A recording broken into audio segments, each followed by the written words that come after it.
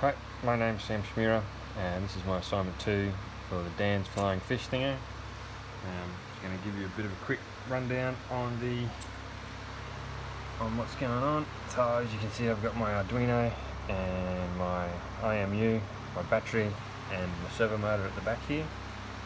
I've used some 3D printed parts out to be able to bridge that so I could have most things. I've tried to balance it as best I can, which hasn't turned out for the best.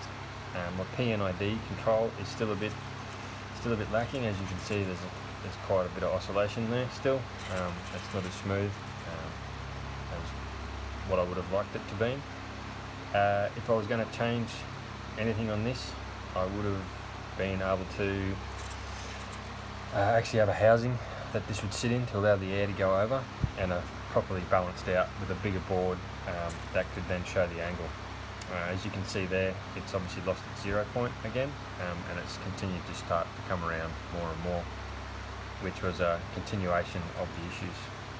I'm also using a high-speed fan because of the other fans I wasn't quite getting enough of a step out of, enough force to come and make the thing move. I believe that's because of the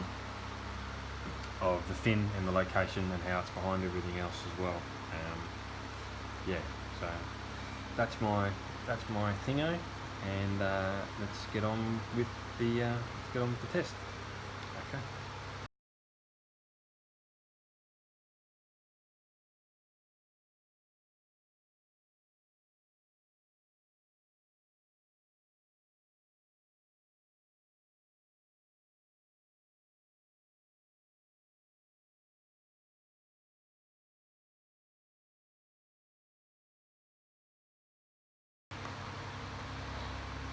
Here we have the beginning of the test. I'm just waiting for it to initialise.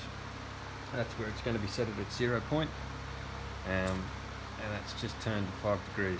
There'll be a video in the corner, you'll be able to see that showing it from the back, so it is actually moving.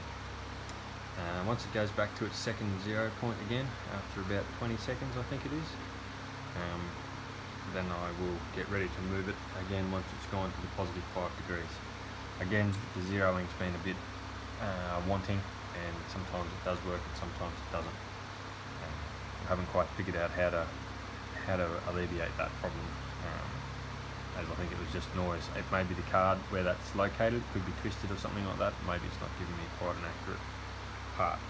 So once this moves again onto the next set, that should be at 0 for about 30 seconds, and then I will move the bottom of the base to see if I can get this thing to turn a bit. And here we go. And that should hold its angle.